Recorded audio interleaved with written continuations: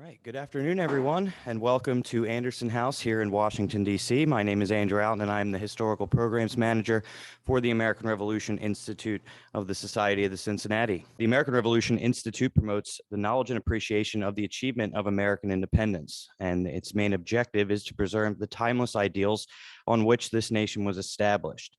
Those ideals such as liberty, equality, freedom, civic responsibility, natural and civil rights, and the rule of law have shaped our nation's history as well as other countries worldwide and are just as important and relevant today as they were in 1775. Along with this lecture today, the Institute's work includes supporting advanced study, developing exhibitions and other historical programs and tours, advocating for historic preservation, and providing resources to classrooms nationwide that assist teachers, students, and scholars alike. Today's Lunch Bite features the Institute's Deputy Director and Curator, Emily Parsons, discussing Dr. James Tilton's Society of the Cincinnati Eagle Insignia and Medical Treatise, both of which are featured in our current exhibition, Saving Soldiers Medical Practice in the Revolutionary War.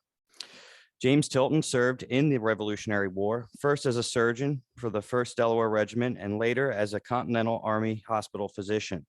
During the brutal winter encampment at Morristown in 1770, from 1779 to 1780, he designed an experimental hospital where the sick and wounded were separated to control contagion.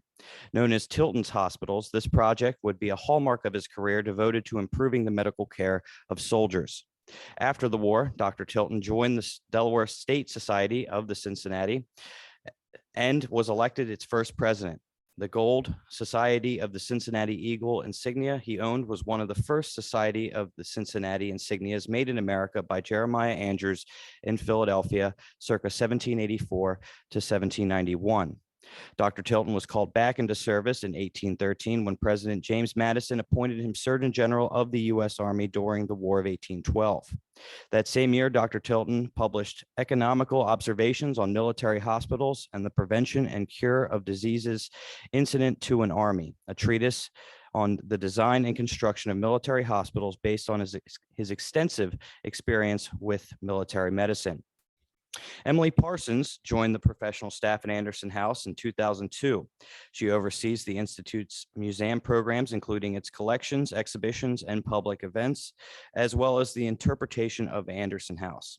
She also has co-curated exhibitions at George Washington's Mount Vernon and the Washington Antique Show.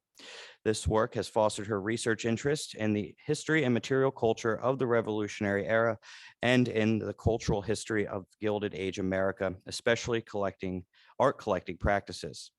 Now, before I turn things over to Emily, there are a few housekeeping items for those of you tuning in with us on Zoom. Following today's Lunch Bite, there will be a question and answer session. Please feel free to submit your questions for Emily using the Q&A function found at the bottom of your screen, and we will do our best to incorporate them with our live audience questions. Should you have any technical related questions or comments, those can be submitted using the chat function, and one of our staff members will be monitoring that, so they will do their best to assist you. Now, without further delay, please join me in welcoming Emily Parsons.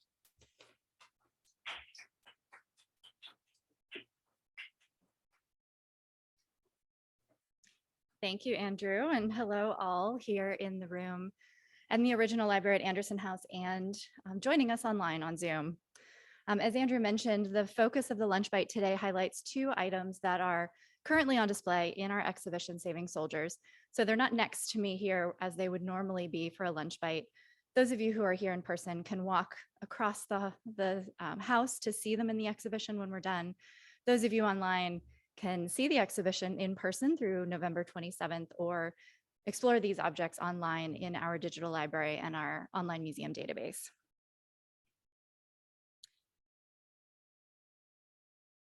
So these two items, again, what you see on the left is the 18th century gold and enamel Society of the Cincinnati Eagle insignia that James Tilton owned. And on the right, the influential treatise he wrote in 1813, Economical Observations on Military Hospitals and the Prevention and Cure of Diseases Incident to an Army. So a bit about James Tilton before we get to the objects themselves. And first, it always strikes me for men who participate in the Revolution, who have the level of prominence that he did when we have trouble actually finding a portrait of them. And that's the case here with Tilton. Despite his prominent role in early American medicine and his service in the Revolutionary War and the War of 1812, a painted portrait of him is not known to have survived. This print of him is based on an original portrait painted by Bass Otis, who was an American artist based primarily in Philadelphia. But we only know that this painting existed because it was published in prints like this one from the late 19th century. Tilton was born in Kent County, Delaware in 1745. He studied medicine in Philadelphia, ended up graduating from the University of Pennsylvania with his MD in 1771, which was the first class of students that the University of Pennsylvania awarded that degree. And then he opened a private medical practice in Dover. He left that practice in 1776, in January of that year at the age of 31, to join the Patriot cause as a surgeon of the Delaware Regiment led by Colonel John Hazlitt. That same year, he witnessed the battles of Long Island and White Plains and the campaign around New York, as well as the retreat through New Jersey. And after that, he accompanied his regiment's sick and wounded soldiers to hospitals in Wilmington. Tilton was appointed a Continental Army hospital physician in April of 1777 and served in that role to the end of the war. And through that time, directing military hospitals at Princeton, Trenton, New Windsor, New York, as well as Yorktown. So the first of those experiences as a Continental Army physician was at Princeton, beginning in 1777. He found the hospital there in such a deplorable state that it had, quote, swallowed up at least half our army, he wrote. Tilton himself caught typhus while he was serving in Princeton and was seriously ill for several months. Once fully recovered, he then directed the hospitals at Trenton and New Windsor from 1778 to 1780, and then followed the army to Yorktown in 1781, where he directed military hospitals there. He did serve to the end of the war, then resigned his commission and returned to private practice. So as Andrew mentioned in that introduction, the main thing that Tilton is known for coming out of his Revolutionary War work is something you see here on the screen that ended up becoming known as a Tilton Hospital or Tilton Hut. And this was one of his efforts to improve military medicine through the Revolution. He was relentless and maybe a bit nagging or annoying to his superiors in how repeatedly he sent his recommendations urging improvements in both the administration and practice of the medical corps through the Revolution. But these efforts were life-saving, ultimately. He insisted in this case on separating the sick from the wounded to prevent the spread of disease, rather than housing all of the men in the same large hospital as was the norm both in Europe and America at this time. So he designed these small log buildings for an experimental hospital at the Morristown encampment over the winter of 1779-1780 in New Jersey. These were log buildings to be chinked with clay. They had earthen floors, and this was all believed to slow the spread of disease. As you see here, there were 3 separate entrances to 3 distinct wards. Each of them would separate the wounded from the sick with illnesses, from those convalescing and about to sort of be discharged. Each ward would have a fireplace venting through a hole in the roof that would promote air circulation and ventilation. Now, this was not completely an original concept. Tilton based this in part on a plan developed by Maurice de Saxe, who was a German soldier in the French army earlier in the 18th century. And this drawing that you're seeing here is a drawing that he included in that 1813 treatise on military hospitals. So even a generation later, really, he was still promoting this design. In the waning months of the Revolutionary War, James Tilton joined the Delaware branch of the Society of the Cincinnati as an original member. The Society of the Cincinnati was founded just a few months earlier in May of 1783 at the close of the war by officers of both the French and American militaries who wanted to both commemorate the achievement of American independence, but ensure that future generations of Americans in particular would remember why they fought for independence and the ideals that they wished to found the country on, even despite their own imperfections in that pursuit at that time. At the Delaware Society's first meeting on July 4th, 1783, its members elected Tilton its first president. That same year, he was elected a delegate to the Continental Congress as well, continuing a political career begun in the Delaware legislature. He was a fervent Republican, which often brought him in conflict with even his fellow Delaware luminaries like Federalist George Read, for example. And he did not shy away from bringing his political views into his position as president of the Delaware Society, a society which has, since its founding, prided itself on being nonpartisan and remaining mostly out of politics. But he held this position until 1795. And at various Delaware Society meetings over the years, Tilton offered toasts, for example, to Republican virtue and the French Revolution, gave an oration encouraging responsible citizenship, saying of liberty that, quote, "we must love her, and that above all earthly possessions, or we cannot retain her," and even advocating then for women's right to vote. To display his membership in and commitment to the society, Dr. Tilton purchased this eagle insignia, which was among the first insignias made in America. It was made by silversmith Jeremiah Andrews in Philadelphia, and Tilton would have bought it sometime between 1784 and 1791, at which point Andrews left the city. So this eagle descended in the Tilton family to Elizabeth Tilton Bodrius, who was James Tilton's great-great-great-great-grandniece, who donated the eagle to the society in February of 2021, for which we are exceedingly grateful. And as James Tilton never married or had children, this eagle passed down through the descendants of his younger brother, Nehemiah. The general form of the eagle was prescribed by the Society's institution or founding document, which was drafted by Henry Knox in the spring of 1783. And as Knox wrote, quote, "The Society shall have an order by which its members shall be known and distinguished, which shall be a medal of gold of a proper size to receive the emblems, and suspended by a deep blue ribbon 2 inches wide, edged with white, descriptive of the Union of France and America." General Steuben, who was president pro tem, asked Pierre-Charles L'Enfant to turn Knox's words into a design, which the Society adopted in June of 1783. So here we see a close-up of each side of the Tilton Eagle, which shows us Andrew's version of L'Enfant's design for the eagle, generally following what L'Enfant created, but with the addition of large distinctive medallions that Andrews made, including broad wings for the eagle, a prominent beak, and these very, very detailed medallions. All of the eagles are double-sided, and this one, as all of the original ones, are gold in the shape of a bald eagle with laurel branches arched over its head and secured in its talons.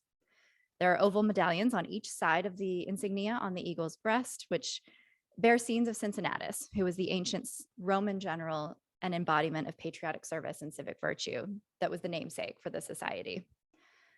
On one side, on what we consider the obverse or the front, Cincinnatus is accepting a sword from Roman senators, representing his leadership in defending the Republic from foreign invaders, having been called out of retirement to do so. On the other side, the reverse, Cincinnatus returns to his farm victorious, having relinquished his power once the crisis had ended, with the figure of fame flying overhead, trumpeting his victory. And one of the reasons that Cincinnatus was taken as a namesake for the society is that this comparison for Cincinnatus' story in the 18th century was made with George Washington, that he was this sort of reluctant revolutionary called away from his farm at Mount Vernon to lead America's army in defeating this sort of invading foreign power. The medallions are surrounded by the society's name and founding date, as well as its motto, Omnia Relinquit Servare Rem Publicum, which is "He gave all to serve the Republic." And the Tilton insignia is suspended from what is a later light blue and white silk ribbon, probably added around the turn of the 20th century. So here we actually see L'Enfant's design for what the eagle should look like, which his watercolor took inspiration from both the royal orders of Europe and the new Great Seal of the United States, which had identified the bald eagle as a national bird of America. What Henry Knox, the author of the institution, had expected was a circular medal, but L'Enfant gave him this dynamic, distinctive, and deeply symbolic insignia that would become well known on both sides of the Atlantic. The drawing itself is double-sided, as the eagles would be, and the bald eagle became the symbol here for the society as it was for the new nation. And as L'Enfant wrote, a bird he chose as it was unique to this continent. So zooming in a little more, following the institution's more explicit description of the emblems, L'Enfant depicted those in oval medallions on both sides of his drawing. So you see the principal figure, and this is a quote from the institution, the principal figure Cincinnatus, 3 senators presenting him with a sword and other military ensigns. On a field in the background, his wife standing at the door of their cottage, near it a plow and instruments of husbandry. Round the whole, omnia relinquit servare rem publicum. On the reverse, sun rising, a city with open gates, and vessels entering the port. Fame crowning Cincinnatus with wreath inscribed Virtutis Premium. Below, hands joined supporting a heart with the motto Esto Perpetua. Round the whole, Societas Cincinnatorum Instituta AD 1783. So that was all very explicitly prescribed in the institution. And here we see the progression, how we get from L'Enfant's 1783 watercolor to, on your right-hand side, Tilton's Eagle made by Andrews, beginning in 1784. Initially, L'Enfant insisted that only French craftsmen could do his design justice and make it properly in gold. So in the fall of 1783, he took his watercolor that you see on the left to Paris to have the first batches of eagles made.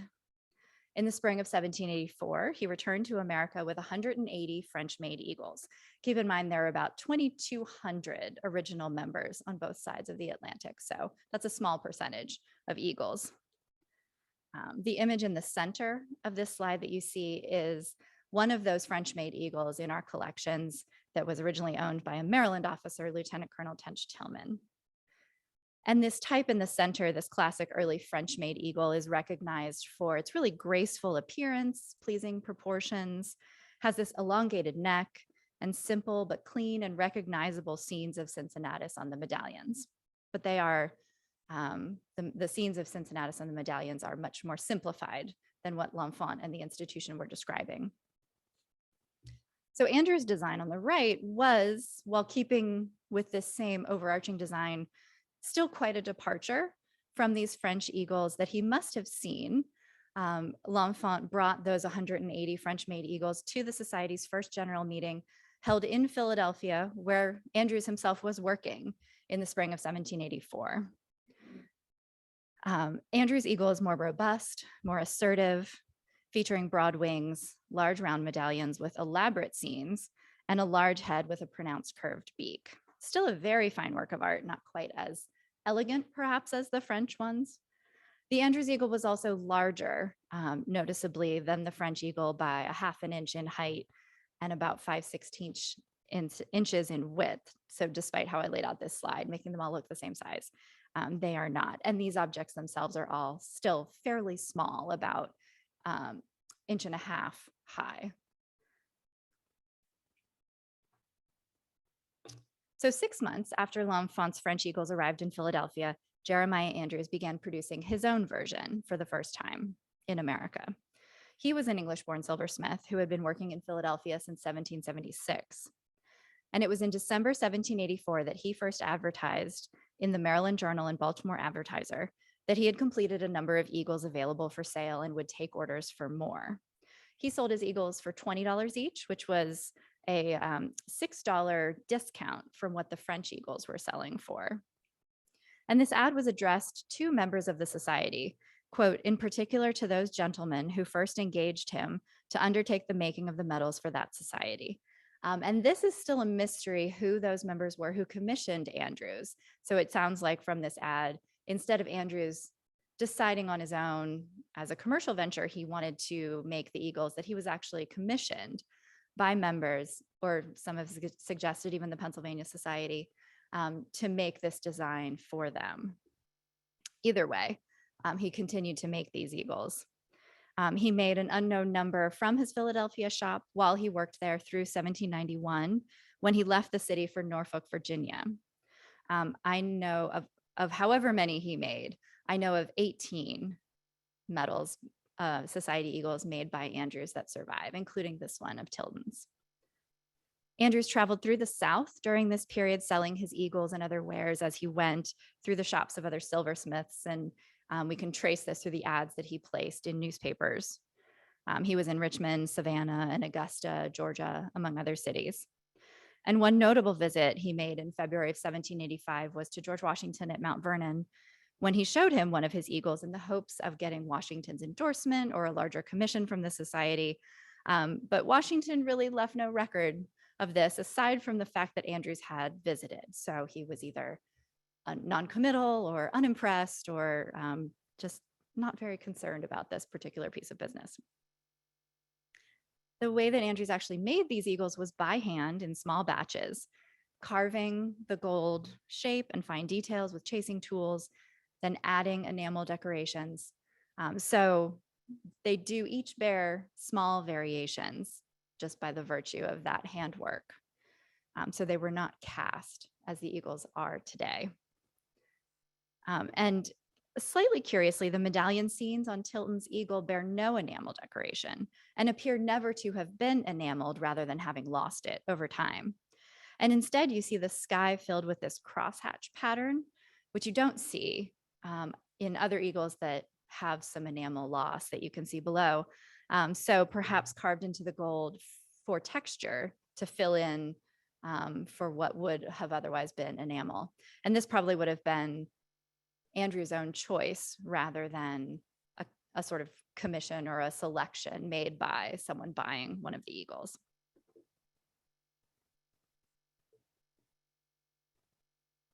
So the treatise that Tilton ended up writing came during a period when he returned to the military, when President James Madison appointed him Surgeon General of the U.S. Army for the War of 1812. Tilton revived many of the reforms he proposed while serving in the Revolution, again, sort of needling all that would listen to him, all of his superiors, about his, in some cases, sweeping administrative reforms that he had for the medical department, or in other cases, incredibly detailed, seemingly smaller changes that he would make to how each level of the medical corps was functioning, even in the field at the time. And this went from administration to how the medical department was staffed at every level, to the cleanliness and diet of the soldiers themselves. So this particular work, Economical Observations on Military Hospitals, was an influential treatise on the design and construction of military hospitals for the American Army. Tilton was among an important group of veteran medical men of the Revolution who carried their experience into the 19th century, helping to build a more professional medical corps in the U.S. Army. And I thought it was significant, if you can read on this title page, that Tilton described himself as, quote, physician and surgeon in the Revolutionary Army of the United States. Those were the credentials that he put forth for himself in this, even 1813 publication. So he was tying his expertise, his credentials, what put him forth as an expert in this field, to his Revolutionary War service decades earlier, rather than his even more prominent and high-ranking position during this year itself, during the war of this period, the War of 1812. So I found that a significant tie that Tilton was deliberately making to sort of bolster his credibility and his renown in this world. James Tilton died at his farm in Wilmington in May 1822. And a local historian later remembered the 6-foot-tall man with a booming voice as, quote, a Christian, a scholar, and a gentleman, though the latter without polish, which I thought was a very humanizing description that you don't always get for these men from centuries ago. But both these objects providing a fitting tribute to James Tilton and his contributions in the Revolution and beyond. So thank you very much, and happy to entertain any questions from the room or from Zoom.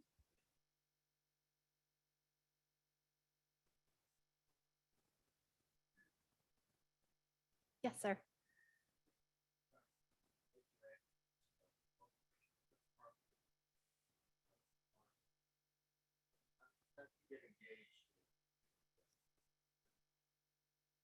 Okay, so the question was, how did L'Enfant get involved, become engaged in creating the design for the Society medal? Well, he was, to start, an original member himself of the Society of the Cincinnati, having served in the Continental Army during the Revolution. He was one of those Lafayette-type volunteers who came over and were commissioned by Congress before the French Alliance. Before that, he had been trained as an artist in Paris, so he had both these artistic and military backgrounds.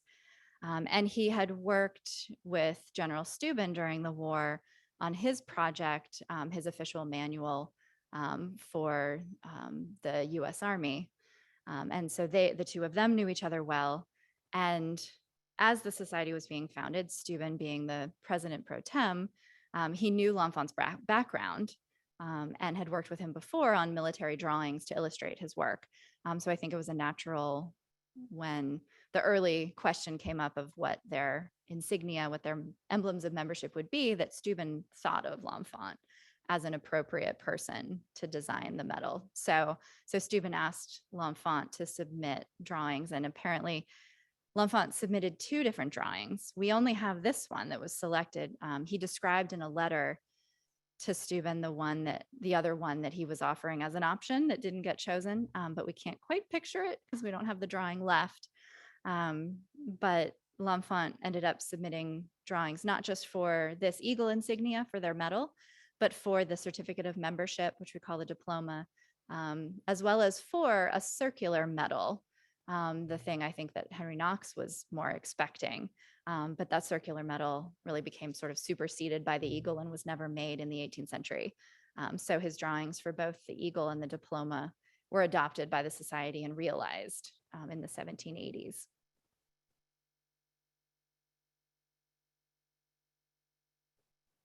Yeah. Once it came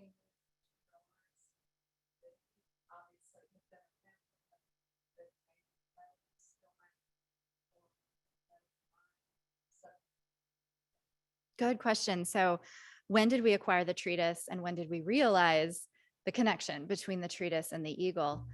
So the treatise is part of our Robert Charles Lawrence Ferguson collection, which is a large collection in our library focused on the art of war and military manuals related to to warfare in the 18th century, and particularly the Revolution. So this manual fits right in. It was acquired in the early 2000s, so it much predates the eagle in our collections. The eagle itself, I only knew of its existence because in a late 19th century history of the Delaware Society of the Cincinnati, there was a line drawing published of it, and that did cite I think it was the member representing James Tilton at the time, who was a military officer himself, listed him as the owner, but this was in the 1890s. But a very detailed line drawing of the eagle. That is the only nugget that we had that James Tilton never owned an eagle or what it might have looked like. So had no inkling that it survived or where it might be until early last year, when we were contacted by Mrs. Bodrias, a descendant, who really just out of the blue contacted us, said that she'd always, inherited this eagle and actually could, supply her descent from not just James Tilton, but the member who had owned it in the 1890s when it was published. And once we saw it, I immediately recognized it as an Andrews eagle. And it's also very distinctly the same eagle in that line drawing in the 1890s book. So it all really pieced together nicely, but it was just extraordinary that it did survive and that she so generously thought it was the appropriate home for it here. So in researching Tilton, which I hadn't really done so much before this eagle, we did come across the treatise. And so we did put together fairly early. It's sort of a natural thing for me whenever we have something come into the museum collections associated with an original member or an officer to look in our library collections to see if we have anything by that person, about him, that pictures him, that we can make those connections. So saw the treatise, and then it was later that year when we decided to do the Saving Soldiers exhibition that Ellen Clark, our library director, curated, that she saw the connection. And in the last case of the exhibition, as you'll see, talking about how these men, these prominent medical men, then transitioned their expertise to the early 19th century period, and the War of 1812 is where Tilton appears in our story, is where both pieces are displayed. And so it's the first time that we've displayed the eagle since we acquired it last year. So I feel very fortunate that it's here.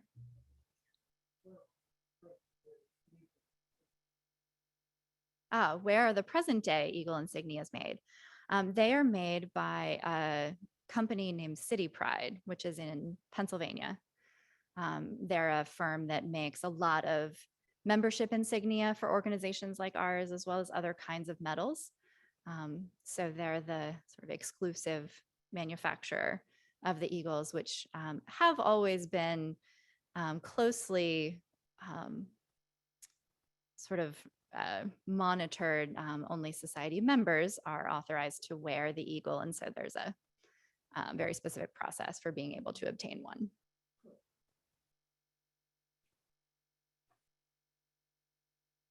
Any other questions?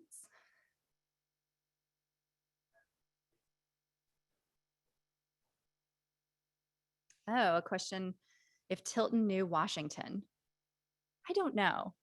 I actually thought to myself before I came down for this presentation that I should look in the Washington papers to see if Tilton's name comes up. I would imagine Washington was familiar with Tilton and had heard of his work, especially the Tilton Hospitals. But I'm not aware of a specific encounter or relationship. I will say that the eagle came to us with a long ago family story that Lafayette had presented the eagle to Tilton. And interestingly, this is not the only eagle that not in our collections, but that I've heard of that has come down with this story that Lafayette presented to him. It's almost like a version of the Washington slept here kind of thing. Could Lafayette really have presented all these eagles? And it seems unlikely to me, but it is technically possible. And I wasn't able to really establish either a relationship between Lafayette and Tilton. Even after Lafayette was wounded in Brandywine, he was not taken to one of the hospitals in that area where Tilton was serving. So I'm not aware of that. I will look it up though.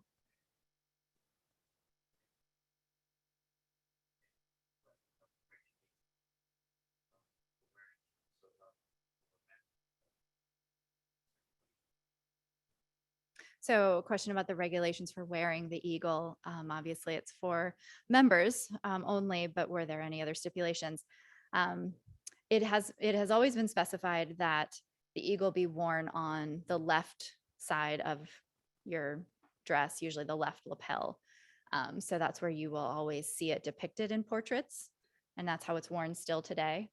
The side we consider the obverse of the front is where the eagle is looking left as you're looking at it. Although sometimes that gets flipped. Otherwise, I'm not aware of any restrictions on the type of an event where the eagle can be worn. It was more common in the 18th century for members to wear the eagle to more public occasions. They would march in parades celebrating the 4th of July or other patriotic holidays, and members would wear their eagles, or if they had some sort of public oration or other commemoration related to the revolution, if the society was involved, members would wear their eagles.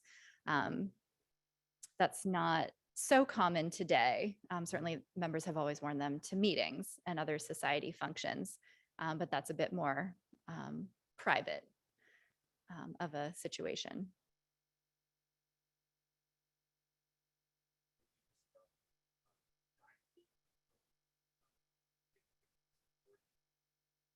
So the question was if I could discuss the Diamond Eagle, which some of you may have heard of, is the most extraordinary example of the society's insignia that was also made in France in the spring of early 1784.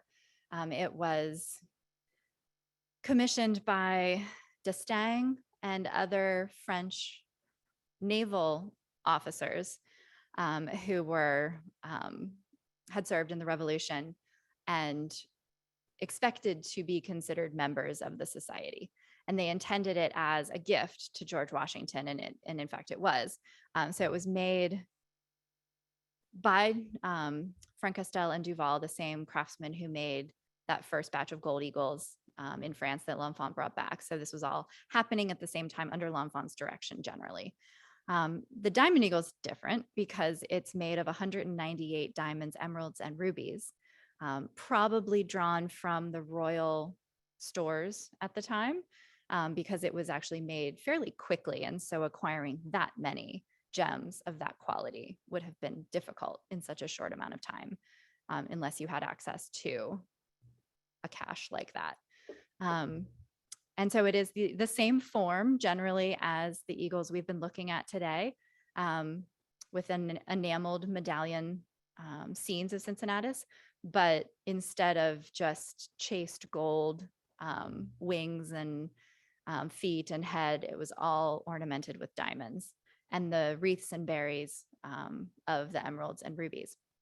So L'Enfant brought that back as well to Philadelphia in the spring of 1784 for that first general meeting and presented it to Washington along with a letter from d'Estaing about its importance and the gift.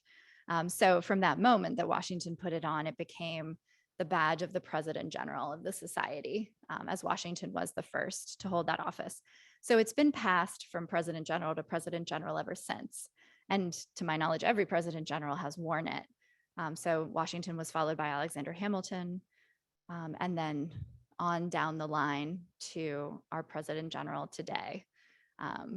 So it's really an extraordinary kind of living object, and this ultimate example of the society's insignia and a wonderful Washington relic as well.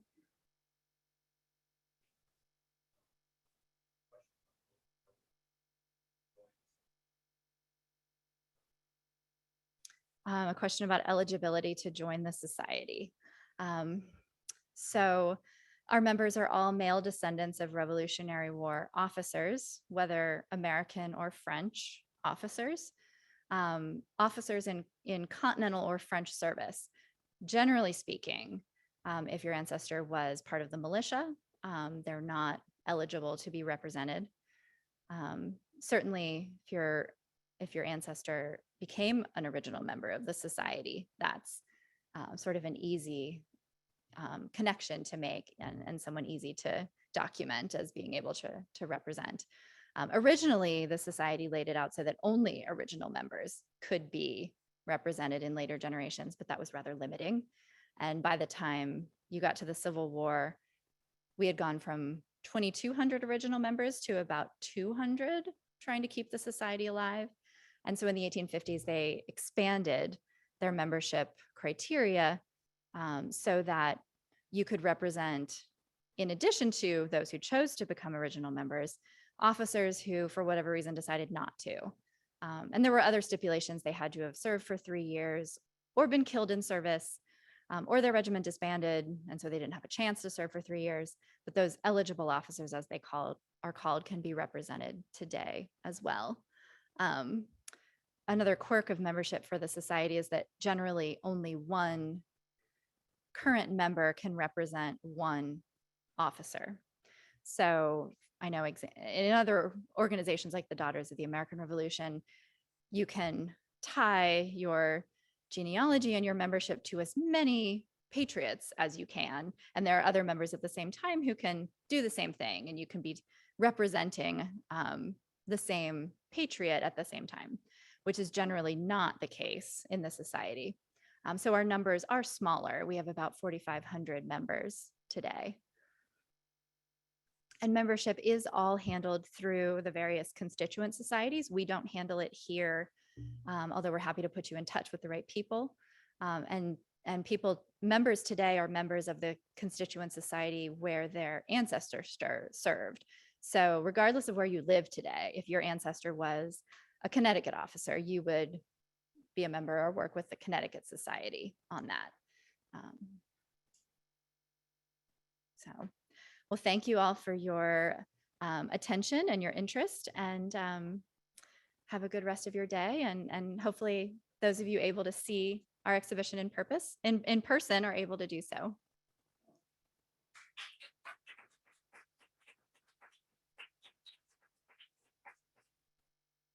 Thank you, Emily. I hope your presentation inspires everybody who's watching at home with us or wherever they are to come and see our exhibition. Again, both of the objects discussed by Emily today are currently on display through November 27th, 2022. But before we officially conclude today's program, I would like to invite all of you to visit our events page on our website, AmericanRevolutionInstitute.org, where you can learn more about our upcoming historical programs. Our next historical program is an author's talk featuring Ricardo A. Herrera, discussing his new book, Feeding Washington's Army, Surviving the Valley Forge Winter of 1778.